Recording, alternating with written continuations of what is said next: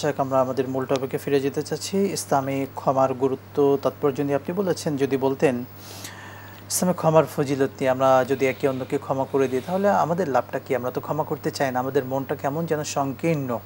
আসলে ক্ষমা করার মধ্যে কি ফজিলত আল্লাহ তাআলা রেখেছেন দুনিয়া আখিরাতে, যদি বলতেন। কোরআনুল কারিমে রয়েছে, আল্লাহ তাআলা এক জায়গায় তিনি বক্তব্য দিয়েছেন যে তুমি যদি ক্ষমা করে দাও, তোমার এই ক্ষমাটা প্রমাণ করে তুমি একজন মুত্তাকি ব্যক্তি।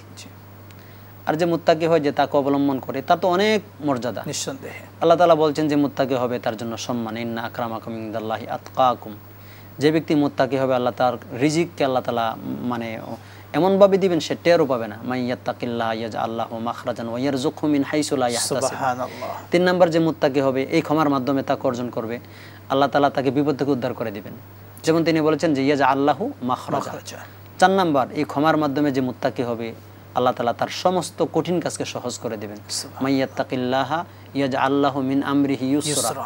5 নাম্বার হচ্ছে, যে ব্যক্তি মুত্তাকি হয়, আল্লাহ তাআলা তাকে জান্নাতে সংবর্ধনা দিবেন। ওয়াসিকাল্লাযিনা তাকাউ রাব্বাহুম ইলাল জান্নাতি যুমারা। যে মুত্তাকি হবে ক্ষমার মাধ্যমে, আল্লাহ তাআলা তাকে বলেছেন যে আমি তাকে জান্নাত দিয়ে দেব। ওয়ানাশরুল মুত্তাকিনা ইলার রহমানি ওয়াফদা। আপনি রিসালাতুল মুস্তারশিদিন একটা কিতাব রয়েছে, সেখানে প্রায় 27টা উপকারিতা রয়েছে যারা মুত্তাকি হবে। তো যেহেতু ক্ষমার মাধ্যমে বান্দা সে মুত্তাকির একটা পর্যায়ে চলে যায়। 2 নাম্বার হচ্ছে, আসলে ক্ষমা করে দেওয়াটা একটা বিশাল বড় কোয়ালিটি, একটা বিশাল বড় মনের অধিকারী।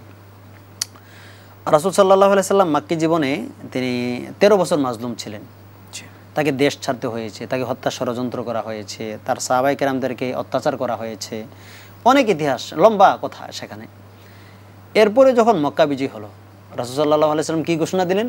লা তাসরিবা আলাইকুমুল ইয়াউম, আল্লাহু আকবার। আজকে তোমাদের জন্য আমি সাধারণ ক্ষমা ঘোষণা করে দিলাম। কি চমৎকার কথা। এরপরে দেখেন, ঠিক সেম কথা রাসূল সাল্লাল্লাহু আলাইহি সাল্লামের পূর্বে ইউসুফ আলাইহিস সালাতু ওয়াস সালাম যখন মিশরের বাদশা হলেন, তার ভাইরা যখন সেখানে গেল রাজদরবারে, সেখানেও তিনি বলেছেন যে লা তাসরিবা আলাইকুমুল ইয়াউম, আজকে তোমাদের জন্য সাধারণ ক্ষমা। দেখেন যে নবীদের জীবনী কিন্তু আমাদের জন্য মানে শিক্ষণীয় এবং আমাদের প্রেরণার জন্য, আমাদের অনুপ্রেরণার জন্য, আমাদের মানে অনুসরণের জন্য কিন্তু আদর্শ। লাকাদ কানা লাকুম ফি রাসূলিল্লাহি উসওয়াতুন হাসানা। তো রাসূলের জীবনীটা আমাদের জন্য যদি আদর্শ হয়, তাহলে রাসূল তো ক্ষমা করে দিয়েছেন, ইউসুফ আলাইহিস সালাতু ওয়াস সালাম ক্ষমা করে দিয়েছেন। আর আমরা প্রতিশোধ পরায়ণ হয়ে যাই। আল্লাহ বলছেন ওয়ালা ইয়াজরিমান্নাকুম শানাআনু কওমিন আলা আল্লা তা'দিলু। কারো প্রতি অ্যাকশন নীতি গিয়ে যেন এমনটা না হয় যে তুমি ন্যায় নীতির বিরুদ্ধে চলে গেছো। ইয়াদিলু, তুমি সেখানে আদালত কায়েম করো।